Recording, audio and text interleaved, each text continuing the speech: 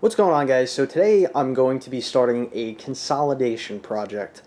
And what I basically plan to do is I plan to take this kind of crappy, well, I will call it a crappy rolling toolbox, and I'm going to combine it with this half-inch steel plate miniature welding table that I have.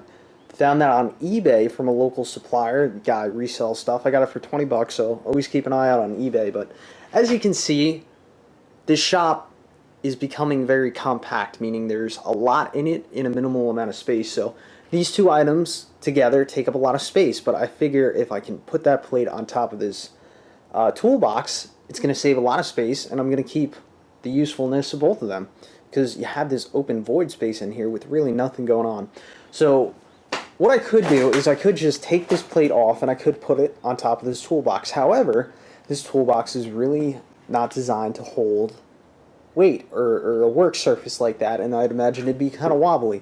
So what I plan to do to brace this toolbox up is I'm going to take some angle iron, I'm going to run it down all four corners of this toolbox, and that will in turn create a stable, solid working platform for me to put that piece of plate on there. Granted, I'm not dropping engine blocks or anything on it like that, but you know, if I need to do some light fabrication on this table, if I need to wheel it outside, I totally have the ability to do that.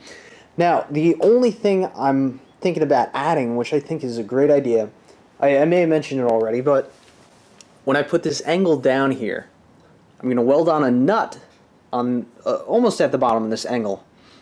And then I'm going to simply thread a bolt in that nut on all four corners. This is going to go all the way around the box. So I can adjust each bolt, and I can literally lift the toolbox off those casters, and I can have this whole thing resting pretty much on those four bolts. So that should create an extremely steady work platform, and if I ever need to adjust the level of this table, I have the ability to do that. So that is my plan. I'm not sure if I'm going to have to run some angle up the top as well, which there's good possibility I got to do that. And those of you that are going to say, why would you do that to a perfectly good toolbox? Well, this toolbox is one of my original toolboxes, and it really is a pretty crappy toolbox. And I say that because everything's, well, not the top, but a lot of these drawers are rough and difficult to slide. Cosmetically, it's not that appealing. And what I really plan to put in this toolbox is all pieces of various scrap iron from welding projects and whatnot.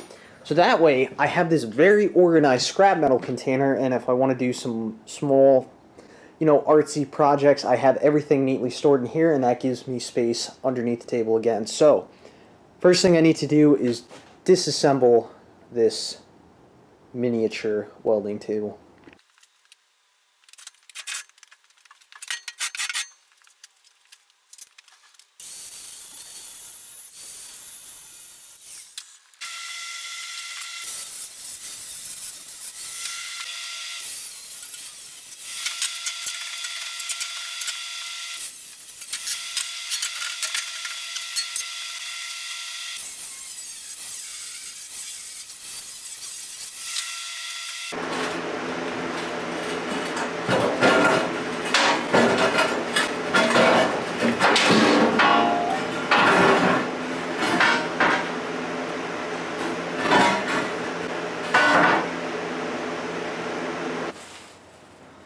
Alright, so here's where we're at with the box. I removed that top plate, as you just saw, that piece of half-inch steel plate for the top of this box.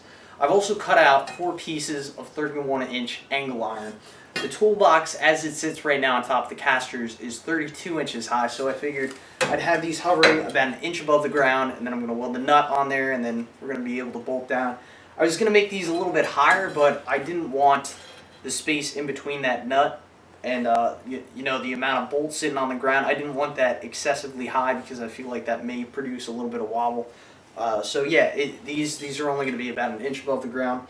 Initially, I was thinking I was going to weld these onto the side of the box, but honestly, the steel on here is very thin, and I'm kind of nervous about putting that much heat on there. So what I think I'm going to do is I'm going to do a series of self-tapping screws on both corners of this angle and just drill it right into the toolbox. I've already looked inside to make sure that those screws, when they protrude through the box, that they're not going to hit anything. which they're not. And yeah, from there, just got to figure out if I need to do any cross braces to help support the plate, which I'm not sure yet. So I'll screw these on here and then we'll see where we're at.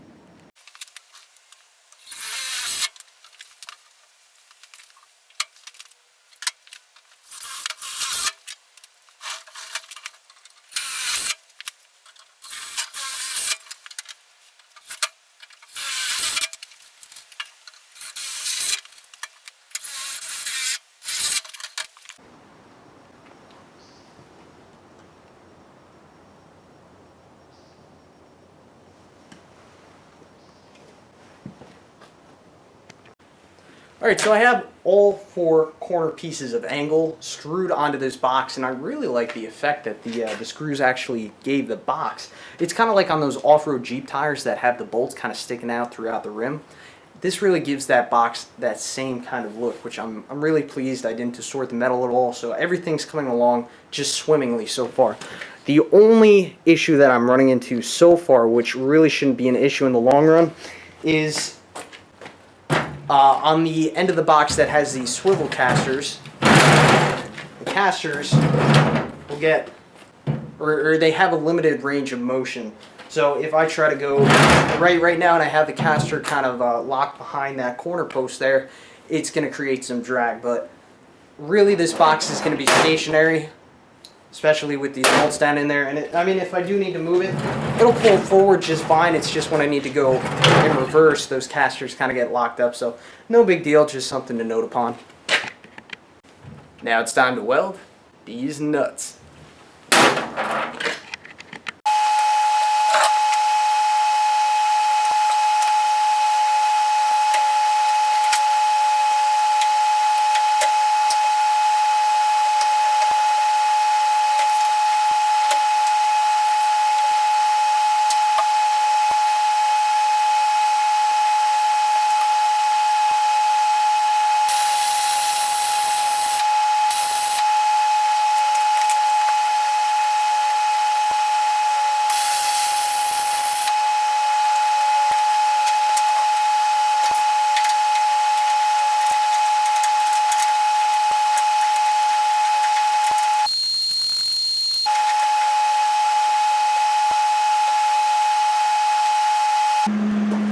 Alright, so if you look at the base of this toolbox, you can see I got those nuts welded on and I have the bolts threaded on there. They're not making contact with the ground yet because it still needs to move around a little bit for now. The next thing I got to do is lift up that heavy piece of steel plate and put it on there, so this should be fun.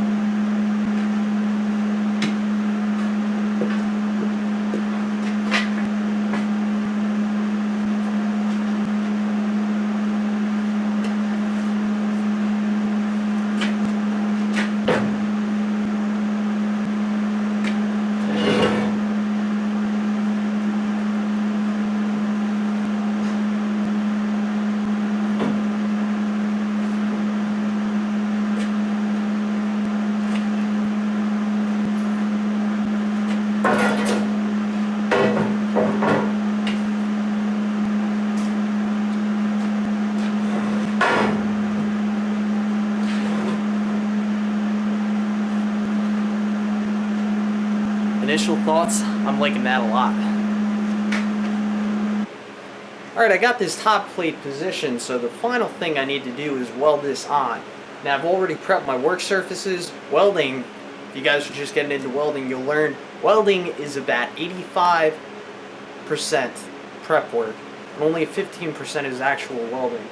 And when I say prep work, that's cleaning up the surfaces, make sure you have a good clean grounding clamp, and that 15% is really just learning to control the puddle, control the heat, so on and so forth. So without further ado, let me weld this baby up.